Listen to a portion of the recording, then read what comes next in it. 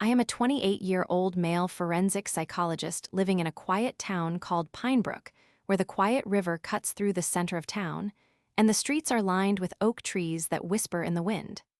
I spend my days helping victims remember what happened to them, reading through evidence, and trying to connect the dots that most people only see as fragments. The life I live is not one of excitement or adventure, but it is one of purpose, as I know that for every broken life, there is a chance to heal a little.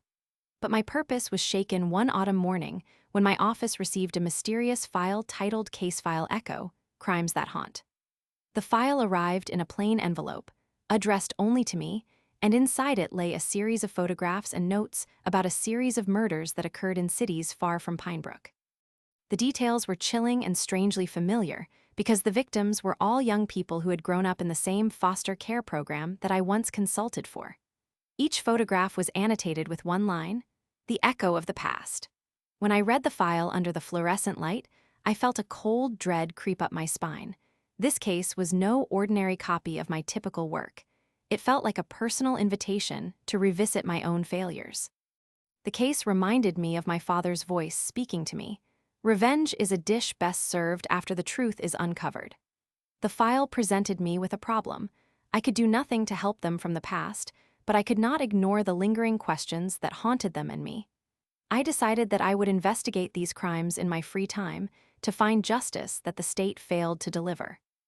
I felt the weight of this task heavy on my shoulders, and I realized deep down that the problem was not just about the crimes themselves, but how many of my friends were still haunted by them, and how their voices would never be heard without my help. In the first week, I started investigating. I met with the families, I read every piece of evidence, and I learned that the killer called himself Echo.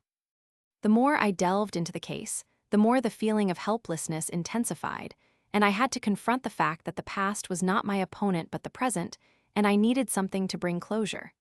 But that was just the beginning, because as soon as I started to look for a solution, I encountered the first major hurdle. The police had already closed the cases, and the state had decided no charges were necessary.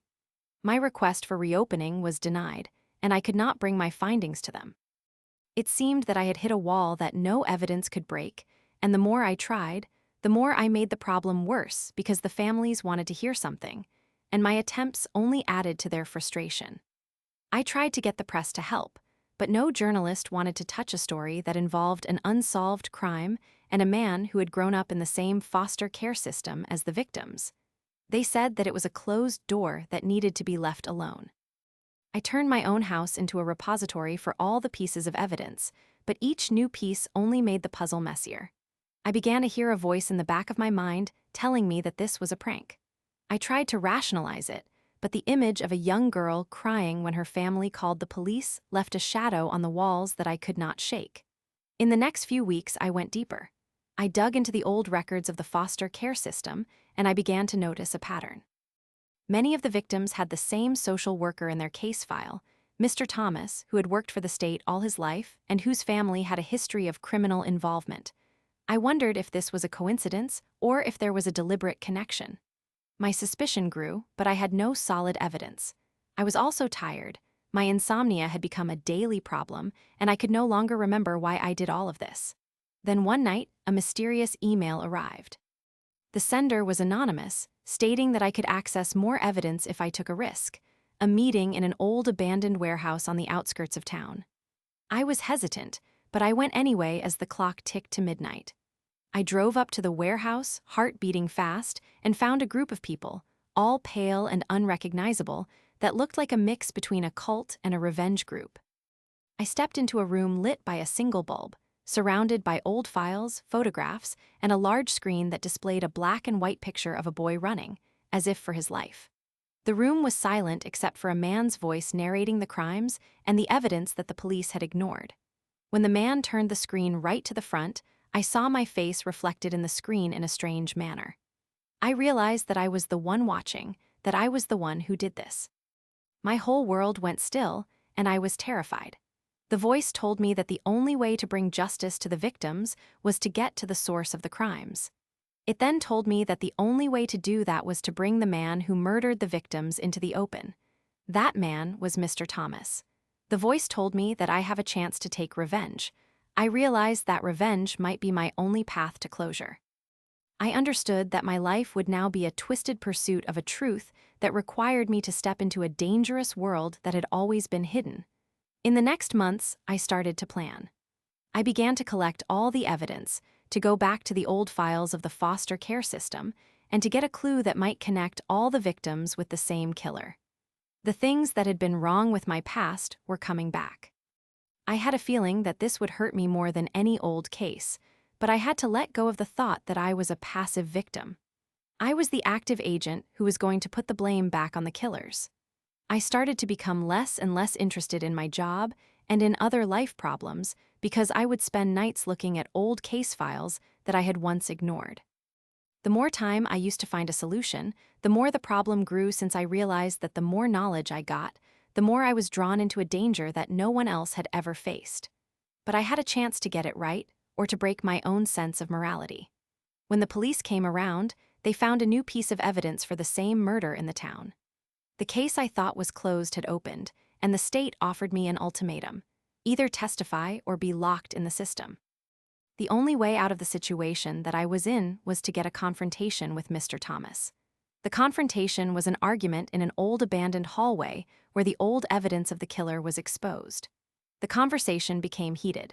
I heard my own voice, and I realized that the past had always been a reminder that I needed to let go. I thought that the only way to bring the truth to the victims was to get the killer to confess and to make it a final story. The confrontation would also help me to bring the knowledge that I would bring the killer to light so that everyone could rest. I took a chance that I was not certain that I could bring any solution. My only option was to show that the truth was all. The final confrontation had a twist that I had never seen before. As I stared at Mr. Thomas, I realized that his eyes looked at me with a strange kind of sorrow. I realized that the only way to achieve my purpose was to see how people died in the past. And so I held on until the last moment, my heart and body full of tension, and I decided to confront the man with an open heart. The moment of revelation took place when I told Mr. Thomas the truth about his crimes and the truth that he had wanted to hide. The man tried to deny everything, but I could not help but see the dark truth in his eyes. I could feel the sense that I had the power to kill or to punish. The final act was different. I decided that I would not be able to kill. I decided that I must release him to the police. The police came, and the killer was taken away to a courtroom. The final step had also a twist. The police found evidence that a second person had also been involved. The story continued. I, now feeling a sense of relief that the truth was out, made an inner resolution. The story ended with a sense that I had learned how to balance my world and my career. The sense that the people who I knew had gone through life in an old world of chaos. The final twist was that I discovered that there was a man in my past that had also been punished for the crimes, and I had a conversation with him. The conversation was like a lullaby of closure, that it was not my job to be a hero, but my job to be a source of justice for people who had not found it. I saw then that the world was never what it seemed. The final result of the story was that I left the case and went to a new town to help others who were also seeking healing.